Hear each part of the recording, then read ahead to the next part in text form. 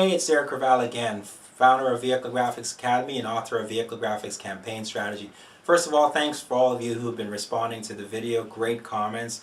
I've tried to answer some of those questions, so really appreciate the feedback that I've gotten. So I'm going to try and cover off a number of different key topics again. I want to remind you that, like you, I started off struggling, trying to market my business, promote my business, trying to look at ways to do this and do it creatively, and struggled a little bit until I actually came across vehicle graphics. And since then I've really started studying and trying to understand what makes vehicle graphics powerful, how to utilize vehicle graphics. Really became a student of marketing. And then as I became a student of marketing and I started to understand the different strategies associated with this, and started making mistakes and trying different things and starting to see things that actually worked and didn't work, I started really looking at how I can actually implement this in vehicle graphics and how I can actually use this to promote my business and actually help me to build my business, and also then start looking at how I can utilize this with customers, and then starting to notice what else was around me, looking at vehicles on the road, really studying it and really become obsessed with vehicles to some extent, and looking at vehicle graphics and understand why things work, why they didn't work. And above and beyond all that, I decided, you know what, I need to start sharing this information. I'd like to be able to give back this information. My goal is to make sure that, you know, when people think about vehicle graphics, they start to think of it in a different way, in a light that, you know, we can accomplish a lot more with it, because it's such a powerful tool. It's such an untapped resource. Most people don't really understand what they're dealing with. People talk about the power of vehicle graphics. So first, let's talk about some of the misconceptions associated with vehicle graphics. I'm sure you've been to websites where you've seen this numbers thrown around that you can actually get 70,000 impressions per day with vehicle graphics. 70,000 impressions, and it's a huge number. And you look at that and you think, wow, you mean by wrapping my vehicle I can get 70,000 impressions? You know what? I look at that and I say, so what? If you think about it, and you think about the number of graphics, the number of messages, the number of marketing, the number of physical content that you're exposed to on a daily basis, it's just daunting. And the reality is most people edit. You know, most people shut out most of the marketing information that's bombarded to them. So if you think about how many signs and bulletin boards and, you know, flyers and information that you see all day, I challenge you to remember, you know, maybe 5 to 10 of those, and you probably can.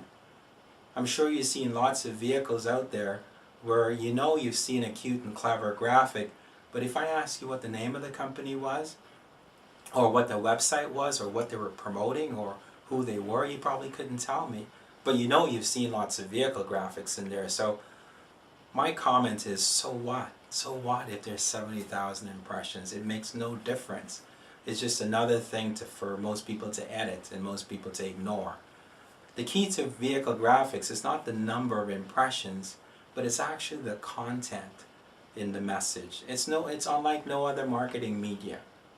It's very fast, it's dynamic, it's in your face because of the nature of vehicle graphics. You can't help but see it in the vehicle in front of you or beside you. But it doesn't mean that you're going to look at it, doesn't mean that you're going to embrace it. It doesn't even mean that you're going to try and read the information associated with it. It just provides an opportunity. It's just basically a tool. It's another marketing tool. But you have to treat it like marketing. You have to think about it like a marketing process. You need to understand what it is that you're working with. There's so much information on creating powerful websites, there's information on SEO, there's information on direct mail. There's so much information out there to help marketers actually utilize this media, but there's very limited or little or no information on vehicle graphics. And I'm hoping that will change, and my goal is to try and start to put together some content to really help business owners, people like yourself, who are looking for this as a tool, who are looking for this as an investment, and you want to utilize this. And when you actually open your pocketbook and actually spend money on vehicle graphics, I want you to do it with the intent that you're going to receive a return on this investment. If you're not, then you're wasting time, you're wasting your money. So the reality is that most people basically just show up, they talk to a company, they figure out who's got the most reasonable price, who sounds like they know what they're talking about, and then they basically engage in a conversation with them and they start talking about graphics and what looks cute and what do I have as a logo, etc. And that becomes a process of creating a design. And then once you ask them what's your message, most people will pause. And the message is the URL and maybe the company name and maybe a few lists of the offerings that they have. That's not a message. That's not a marketing message. And I need you to understand that. That's what you do. That's just the stuff that you have. We're talking about marketing. We're talking about building relationships. We're talking about communicating and promoting over time. We're talking about developing a strategy that will get people to relate to your business and remember you. So that's what we're talking about. And we have to be consistent with the actual process of the way things work within the human brain and the way things work in marketing. So you can't sidestep that, you can't change that. You have to understand it and you have to work with it. So this misconception, first of all, that you put graphics on your vehicle and the phone's going to start to ring or the website's going to get more hits because you have this cute, clever graphic on your vehicle and people take notice. People will take notice depending on the graphics and the content that you put on your vehicle, and you need to be very strategic about that. But just because they take notice, just because your vehicle graphic turns heads, does not necessarily mean that you're accomplishing what you set out to do. It doesn't mean that people are going to go to your website. It doesn't mean that somebody's going to say, I want to do business with that company. It just means that they saw something cute and clever. It's no different than if they saw somebody driving a Lamborghini or a Ferrari. It doesn't get the message that you're trying to accomplish.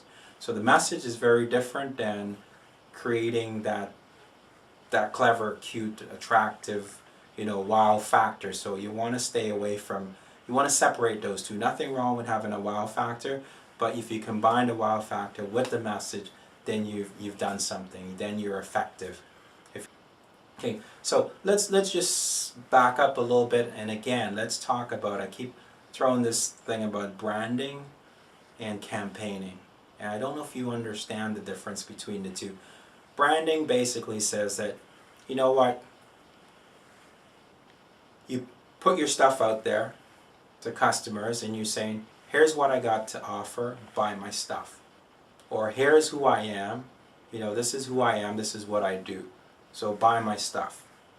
Or here's all the stuff we've got, here's the special, here's the deal, here's what we're doing, so you know what, buy my stuff. Or go to my website. You know what, it doesn't work that way. Most people are fairly selfish. And most people, they always think you have an ulterior motive. There's just, people are so bombarded with marketing that, you have to be very subtle. You have to develop that campaigning strategy. So people come to start associating you with either part of the community, a trusted business in their neighborhood, somebody they'd like to do business with, the guy around the corner, the company up the street that does whatever. But you want to start to put together the message in such a way that they can start to relate to it. And if a friend says, hey, are you looking for a plumber? Do you know any plumbers? They say, no, I don't know a plumber, but you know what? I saw this vehicle the other day and I think you should give him a call. Again, we're back to only 3 to 6% of people will need what you have to sell at any given time. So if you're targeting those 3 to 6% of people, then you're missing out the 97% of other people that may want to do this at a later date. The only way to try and bring them in, or trying to get some more of those people interested in what you're doing, is actually a more subtle approach, which is the campaigning strategy. And you have to develop your message so that you can actually start to appeal to them over time, over the 3 years or whatever that the graph is going to be on the vehicle, right? So very, very important strategy for the two different. When you're designing, make sure that you look at that from the very conception of this design and who you're targeting, etc.